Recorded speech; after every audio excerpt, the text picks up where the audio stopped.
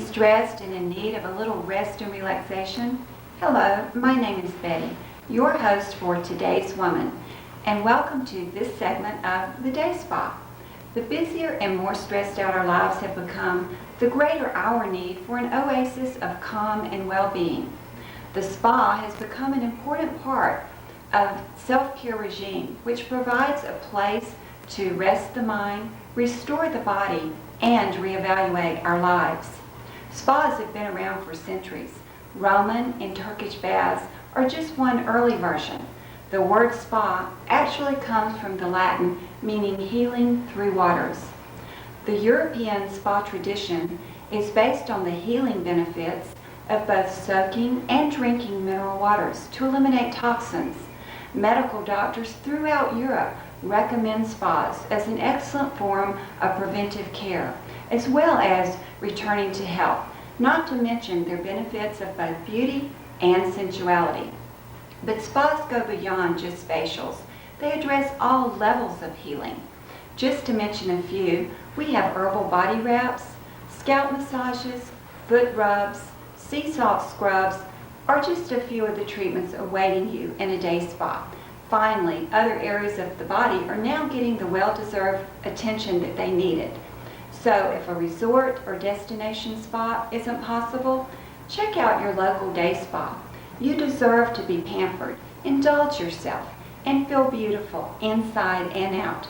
So follow me as I give you an example of just a few of the wonderful treatments that await you at the day spa. So the first treatment I want to introduce you to today is very popular in a lot of spas. This is called the herbal body wrap.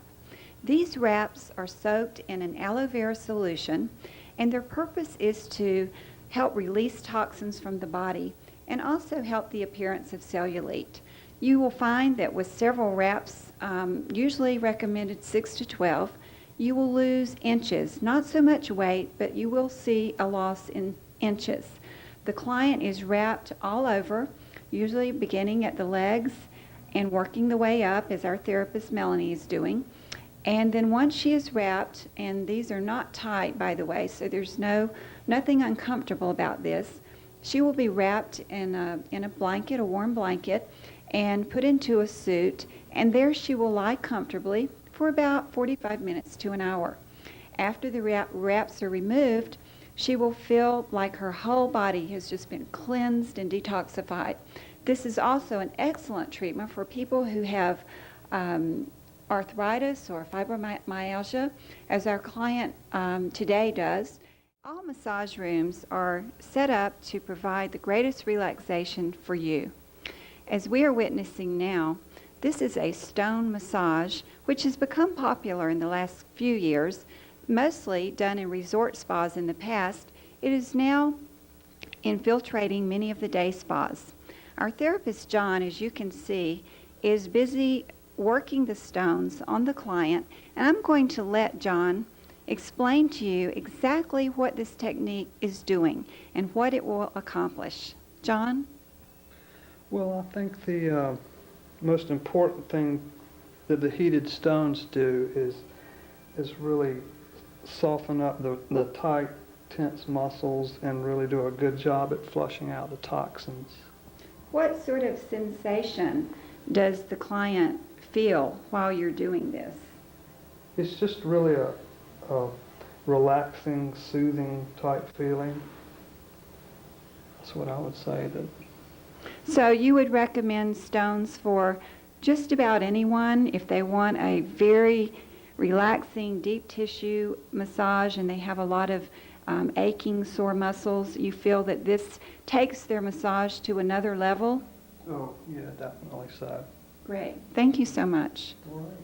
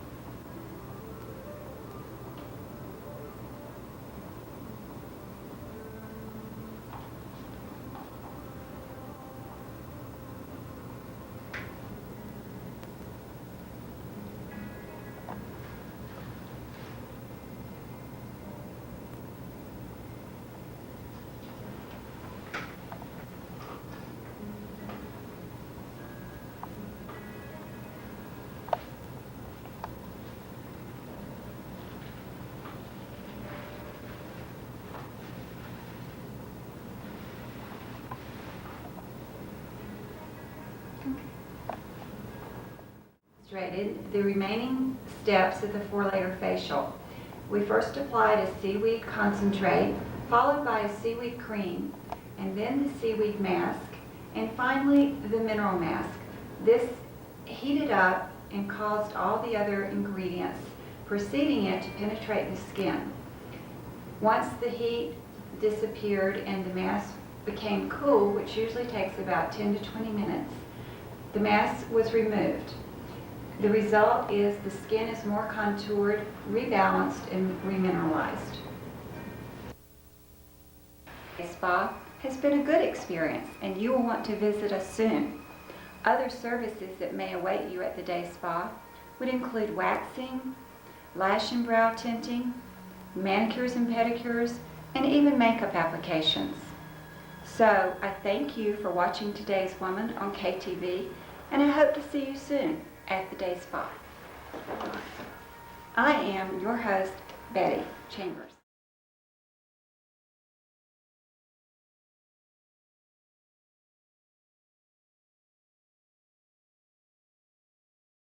What would you say is the objective of IET?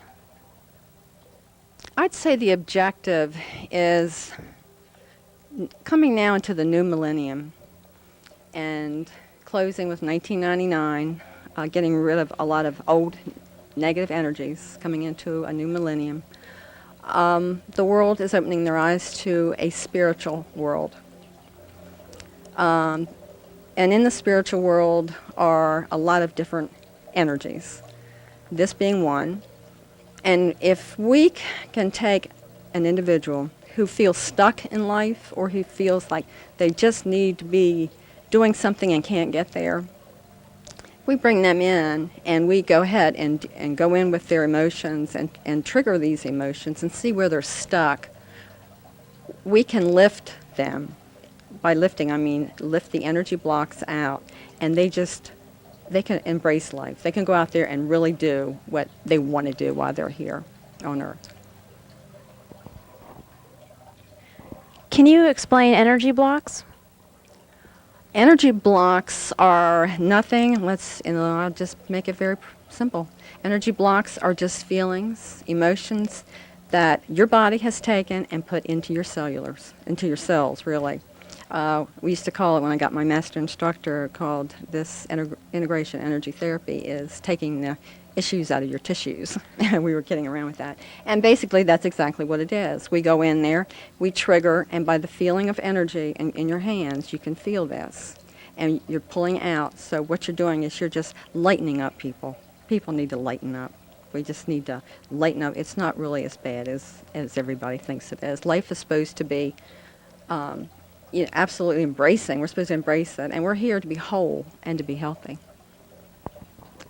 Well, if you don't mind, I would like to also know where classes are taught and where are some of the integration points. So if you could take us somewhere to perhaps where you do some teaching and give us some insight to that, we'd appreciate it. Hi, I'm at the North Carolina School of Healing Arts, which is in Cameron Village off Oberlin Road in Raleigh, where I'm a faculty member here at the school. I was a CPR instructor, still am. This is where I came into the picture. And then, of course, with my energy therapy now, I'm teaching classes here. So, first of all, I would like to say to everybody out there who is interested in integration energy, and we shortcut that and call it IET. It's a lot easier and your tongue doesn't get so tied. All disease starts when one part of your body pulls energy from another part, so you always want your body free-flowing at all times. And also behind every physical ailment, there is always going to be an emotional counterpart. So this is what the basis is. We go into that emotional counterpart, deal with that emotion, and see what happens. I've had clients who, when I have them on the massage table, I will hit the integration point where they have got a lot of repressed emotion. Lots of times they'll cry. Lots of times they'll get angry. Lots of times they lay there and say nothing. And it's good. I mean, it's different. It's energy coming out from those blocks in different ways, and it's however they feel like dealing with it. But it's very natural. And basically, when I see this, I feel that I'm really doing my job. So let's go to the integration points, and I'll just show you a few points as to where we will work on the body. First of all, it's the torso, and we'll review, and then we work with the arms and legs. So let's just talk a little bit about the torso right now. Okay, basically everybody's going to say you're dealing with the chakras. Yes, we are. We're dealing with your chakras. We start at your top, the top of the head, and your integration points are behind your ears. Those little indentations behind everybody's ears. That's where we would put light pressure, where we would trigger the emotion, and then from there we would pull out the emotion. So we really start at the top of the head, and the top of the head is going to deal with guilt, anything you've ever been guilty about. And I have to also put this in that a lot of times we've come into this world with old karmic skeleton. And with that karmic skeleton, we've brought in some emotions that we're not even aware of. Integrated energy will also deal with that old karmic stuff, those debts that we have to get rid of. So let's review again. Top of the head, and we're dealing with the guilt. We move down to the neck, which is right as the spine meets the bottom of the head, which we talk about threat.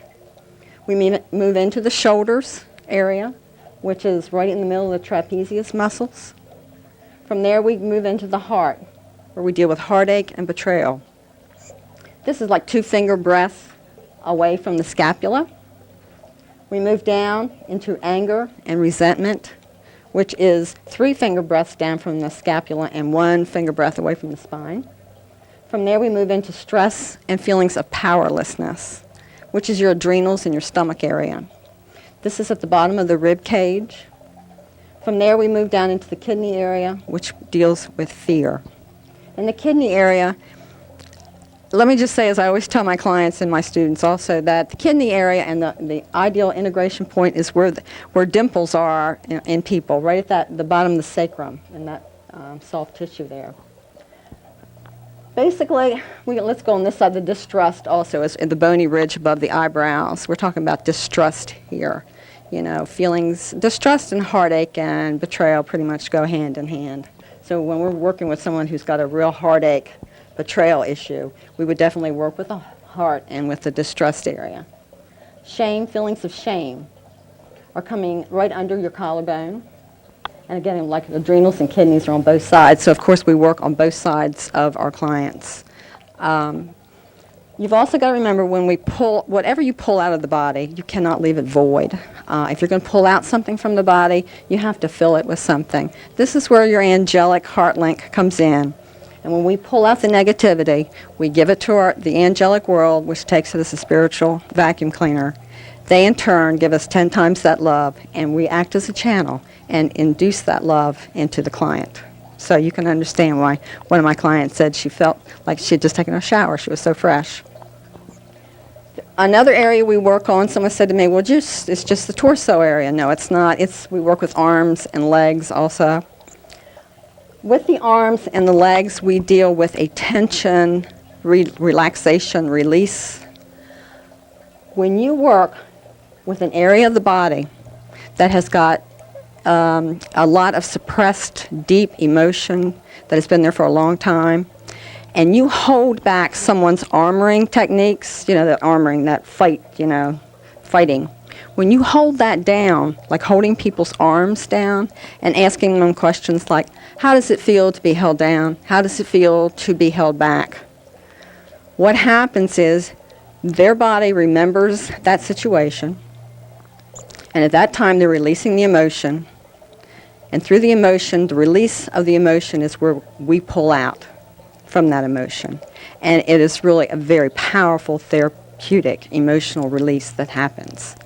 Arms deal a lot with anger, resentment, heartache, shoulds, the shoulds in life. You should have done this. You should not have done that.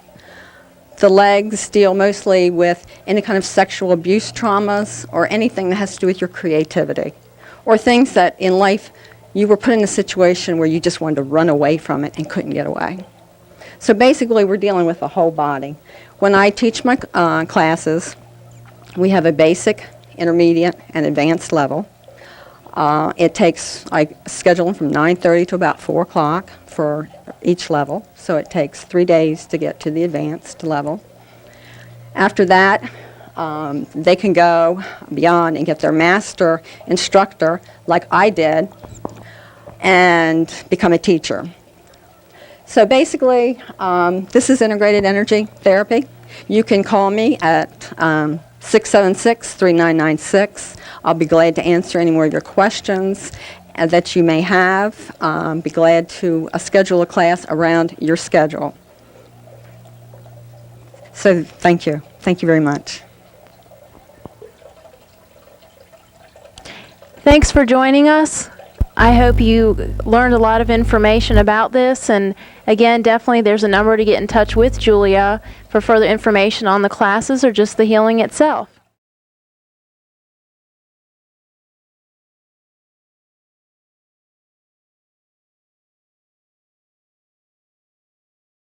Hi, I'm Tammy Taylor. And I'm James E. Scheidel. You are watching Today's Woman, a monthly magazine show That deals with issues of today's woman. Our guest today is Sharon Kendrick and Melinda Rice. They are mammographers from Person Memorial Hospital.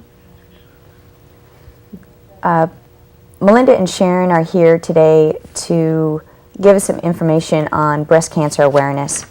And since it is the beginning of the new year, we believe that all of our women out there should understand how important having breast examinations are. And it's a very serious subject. So that's why we wanted to bring this to you. Tammy, I know that we have some questions for our guests. Would you like to start off? Sure. Since the topic is about breast cancer, our first question will be, what is breast cancer? And Sharon will be able to tell us that. Breast cancer is an abnormality of the breast. It's the second leading killer of women, and it's the first most diagnosed cancer of women. What's sad about it is it's very treatable. So if you have your routine exams and you do your mammograms like you're supposed to, it can be treated and you can live a happy, normal life. Okay, Jamesy? Okay, what are the risk factors of breast cancer? Melanie or Melinda? Some of the risk factors are just being a woman is one of the biggest risk factors. Of course, having a family history, a mother, a sister, they play a big part in an increased risk of getting breast cancer. Starting later in life to have children, say after the age of 30, can also increase your risk of getting breast cancer. But also, if your mother or sister has had breast cancer at an early age, that's when you need to be concerned. If your grandmother had breast cancer at the age of 70, then chances are it's not going to affect you at all. They're saying now that only 8 to 15% of women who have a family history are even at increased risk. So if you have a mother or a grandmother who had breast cancer, or a sister who had breast cancer early in life, usually before menopause, then that makes you more at risk. You should be more sensitive to lumps and make sure your doctor knows that you do have a strong family history. Okay. If there is no history of breast cancer, why would you have to worry, Sharon? 70% of breast cancers, like I said before, they have no risk, no family history.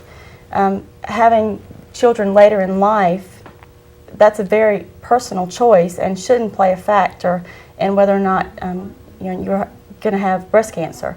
That's personal choice, and it's not really enough of a risk to increased risk of breast cancer. Just being a woman is your biggest risk. Also, men do have breast cancer. It's not just isolated to women, unfortunately, and men do need to be aware that they need to do self-exams also. Okay. Why should why should a woman examine her breasts if she has regular checkups? Melinda? A woman should examine her breast every month because if she just goes to the doctor once a year, there's always a possibility that something can develop within the year. Most women find their own lumps. They are the ones who initially find them. The doctors do not. So it's real important that they go and do their breast exams, monthly. And most of the time, it's good to do those within 7 to 10 days after their menstrual period. And it's real important that they do it the same time every month. So what you were saying is 70% of the breast cancer is found actually by the women themselves? Yes. By doing the monthly exam? By doing their monthly exams, yes. I know that the gym that I go to, they have the cards hanging up on the shower heads. And when I was going through college and so forth, they had that. So I think that brings the awareness to the individual. And you're standing there in the shower, I think it gives them a little more, a reminder to do that too. Sharon, did you have something to add to that? Well, talking about self-breast exams, a lot of women don't do breast exams because they're scared of finding something. It's better to find it and have it taken care of than let it go. And if you go to your doctor once a year, who's to say that a breast cancer won't start developing the next month? We've had that happen before. Women who come in, they just had their mammogram, and 3 months later they have this huge lump. So it is important for you to get to know your own breast, to do your breast self-exams, and to have your doctor do breast exams. There's really no right or wrong way to do self-exams. Just find the way that's best for you and do it regularly. They have the kits out now that helps with the self-exams. They have 2 or 3 kits that are out in retail stores. Melinda, if a lump is found, what should you do? Well, if you find a lump when you're doing your breast exams, you need to try to go to your physician as soon as possible and let him do an exam of your breast itself. And then normally what they do is call and set up you an appointment to have your mammogram done, or in some cases to have an ultrasound done. It's real important that women, if they do find a lump, they need to also look for nipple discharge or look for dimpling in the breast, because those are other signs of breast cancer. So they need to be aware of that. The biggest thing is not to panic, because most of the time lumps are not anything. Most of the time it's your normal breast tissue. But don't panic, just call your physician and set up an appointment and make sure that you do get a mammogram if it's time.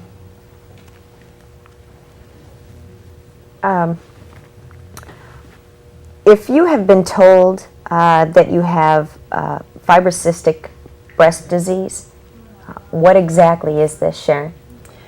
That's probably the most misused word that we hear. Almost all women have some form of fibrocystic breast tissue.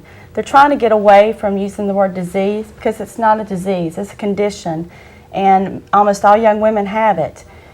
What it is the breasts are more lumpy, bumpy, more tender. And you'd be surprised at women who come in who tell me they have it and there's really nothing there. That maybe earlier in life they heard that they had it or their mom had it, so they just automatically think they do. It's just lumpy, bumpy breast is the best way to describe it, and tenderness. Most tenderness that is in the breast is caused by hormonal changes. Doesn't necessarily mean there's something wrong. I know more women come in and say, I've got this terrible pain, so I'm scared to have breast cancer. More than likely it's just your hormones are at a peak at that particular time. And another thing we hear, women who have fibrocystic disease, tell me they can't do a mammogram, a self-breast exam, because they don't know what they're going to feel. Most women who come in who have a lump, as soon as they come in, they know they've got a lump. They know it's something different. They know that if you get to know your breast and get to know what's normal for you, then if you have something that's different, it's going to jump out at you, and you're going to know right away that something's wrong, something's different. But fibrocystic breast disease is, like I said, not a disease, it's a condition. Okay. Tammy? Melinda, when should women start having mammograms? At what age is a good age? Baseline mammograms are usually around 35. Women starting at the age of 40 should have them done every year. We should start doing our self-breast exams at the age of 20. And even, like we said before, if you have an increased risk, if your mom or sister had breast cancer at an early age, then you may need to start having your mammograms earlier in life. And that's between you and your physician. But the American Cancer Society does recommend that you start having your baseline mammogram at the age of 35. And it's important to know also that breast cancer the risk do increase as you get older. Great, thanks. Why should I have a mammogram? Because I'm in my early 30s. So what is a reason for an individual who's over, like you were saying, somebody over 25 to 30, because you have the idea, 35, maybe I should start doing this. But why would I, myself being 32 years old, want to have a mammogram? You really shouldn't unless you have, like we said, a strong family history, or you and your physician find a lump that is suspicious to him and different for you, something that's new. Unless you have some of the other changes going along with your breast as far as dimpling or nipple discharge or skin thickening, then you definitely need to have the mammogram. Mammograms are made to find breast cancers before they can be felt, which we bought some films to show that. This actual film is, you can see where the pencil's pointing to. This is a breast cancer that's very early and that cannot be felt by the patient or the patient's physician. This is how you want to find a breast cancer. You want to find it before it can be felt.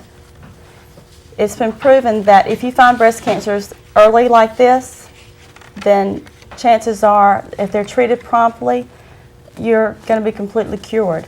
It may be as simple as having a lumpectomy, which is what a lot of women choose to do, or have a mastectomy.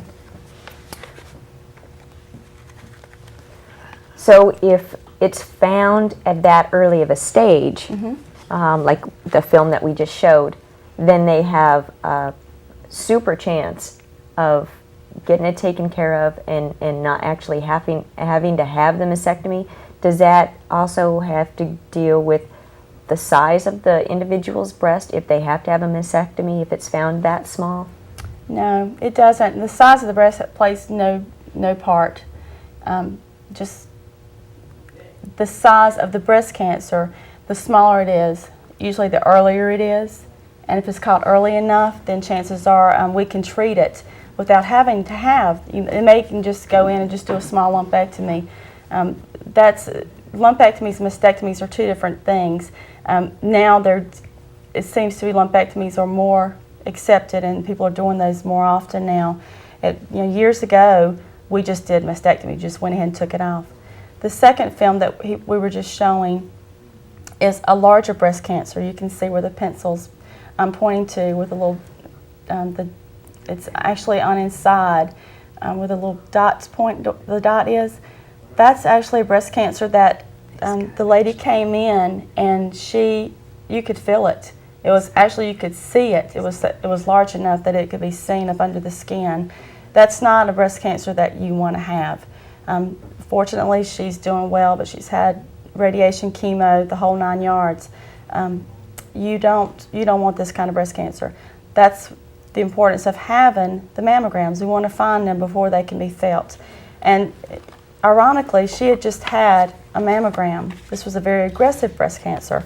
And if she hadn't been doing her routine physicals and her physical exams, then that by the time she had her next mammogram, it had been too late. No. Jim, do you have some more?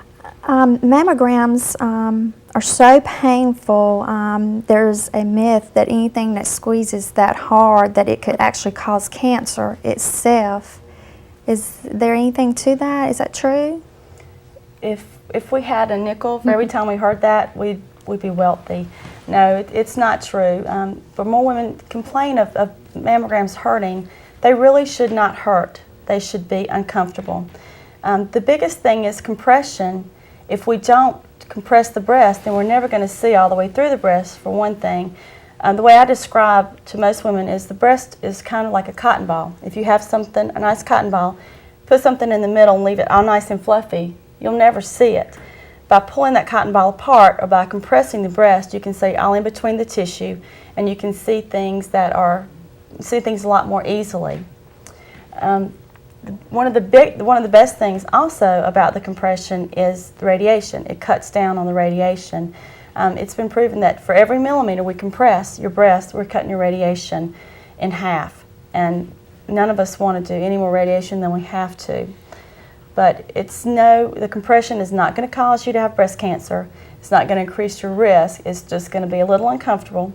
And just remember, it only lasts just for a few seconds.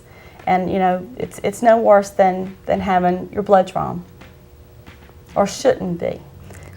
If it's more uncomfortable than that, or I've had women tell me they've had bruises from mammograms. I've never personally seen one, but I have heard women say that, and women who say that they'll never go back to get another mammogram because it hurts so bad. If that's the case, you need to talk to your physician, because it should not hurt like that. And talk with your mammographer when you go in. Tell them you had a really bad experience, it hurt extremely bad, or that you had bruising, and let them know. So hopefully it'll be a better experience. We don't want to alienate you from getting mammograms. Just remember that it's going to be a little uncomfortable. But it would save you health in the long run, and Exactly. possibly your life. I'd rather have that little bit of pain right now than cause, or miss a breast cancer because we're trying to squeeze you just a little bit. I'd rather make you unhappy right now and save your life than try to keep you happy coming back and kill you in the long run. Basically, is what you're doing. Right. I've always heard that radiation causes cancer. So what can you tell us about this? So if I have the myth that, okay, radiation causes cancer, but I'm going in to get a mammogram, well, won't this cause the cancer that I'm trying to have predicted? No. Melinda, can you give me some insight on this? No. When we do mammograms, there's such a low dose of radiation that it really does not even play an important part of being a risk, because the dose, like I said, is so low, is so small, that the risk of getting cancer is much greater if you don't come in to have your mammogram than it is if you go ahead and have your mammogram done. And mammography's come so far that we've lowered the dose of radiation tremendously. And so it's not nearly as bad as it used to be. And it's really not enough radiation to penetrate your finger. So if you look at it on that aspect, you realize that it's not a lot of radiation at all. And like Melinda said, the benefits of that little amount of radiation that you're getting by far outweigh the risk of not having the mammogram. So when you were saying that it wouldn't penetrate your finger, the radiation used for like bones, when they do that, is going to be more radiation than what they use for the mammogram, because you're able to compress, as you had said before, the tissue to see through it, because tissue would be much easier to see through than, of course, bones. Right. Exactly. So, like, if I went in and broke my leg, I would receive more radiation for the x-ray on my leg than I would for my mammogram. Much more. Yep. Okay. And I've heard women who say, well, I've had a chest x-ray, so I don't need a mammogram. It's completely two different things. The chest x-ray is basically looking at your lungs, your heart, and your ribs. It's not, you can see the shadowing of the breast, but it's not detailed enough to be able to see any kind of breast cancer that's there. Okay. Tammy? How can mortality due to breast cancer be reduced? How can we try to make people go to the doctor more aware so that we can save more lives then? Probably the best thing is, first of all, do your routine breast exams. Make sure you do them every month. Don't do them every 6 months or when you think about it. That's the biggest factor. As Linda said, 70% of breast cancers are found by women themselves.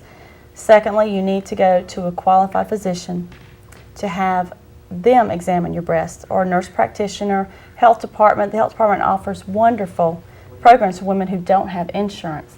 So don't let that play a part in you not having a mammogram because of money. There's money there that goes wasted every year of women who don't have the mammogram. And have your mammogram starting at the age of 35, have your baseline, and then after the age of 40, it's so important every year. And it's like a birthday present to yourself.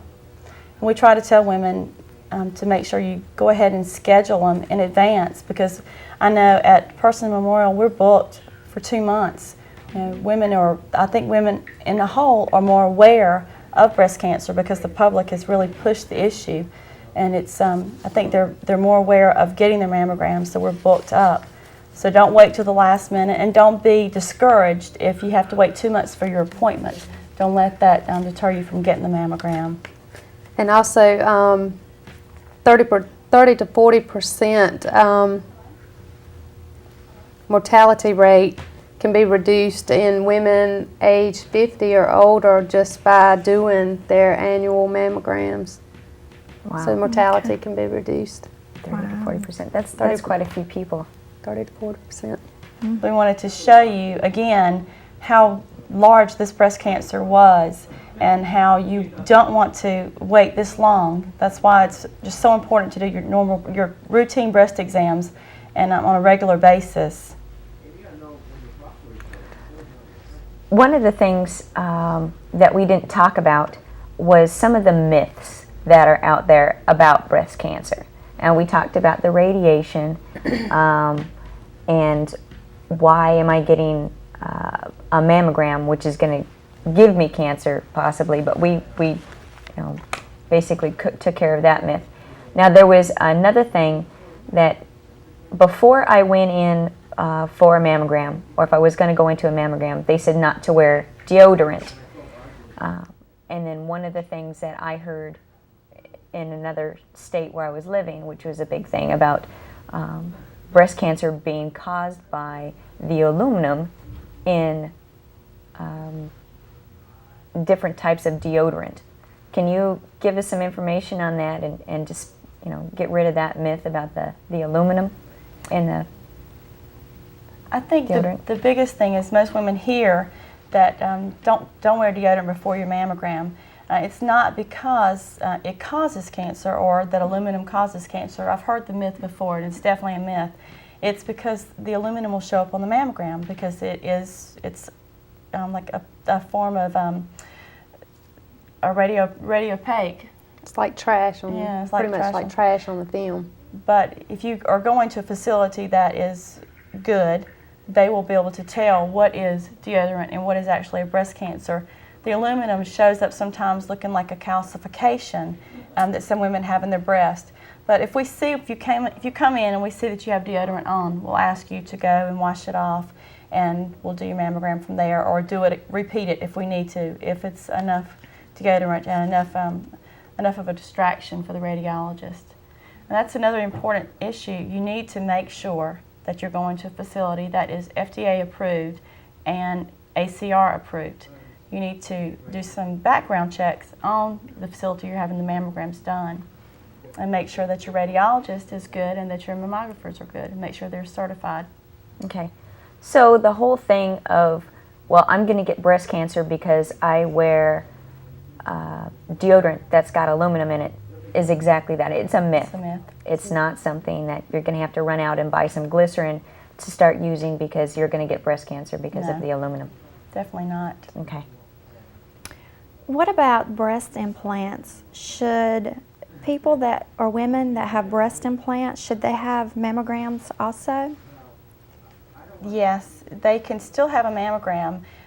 It's more difficult to do after you have the implants, but it's still important to know that after you have implants, you still can get breast cancer. You still have breast tissue there, so you need to have the mammogram. The compression is not going to damage your implant. Your mammographer is going to know that you have implants, and make sure you tell them in advance, because we've had some women who come in who think that we're not going to notice that. It's kind of an important issue, and you do different views. We look at the breast tissue around the implant and actually look at the implant to make sure there's no leakage going on. We want to remind you that 1 in 9 women will develop breast cancer, and approximately 43,000 will die this year from breast cancer.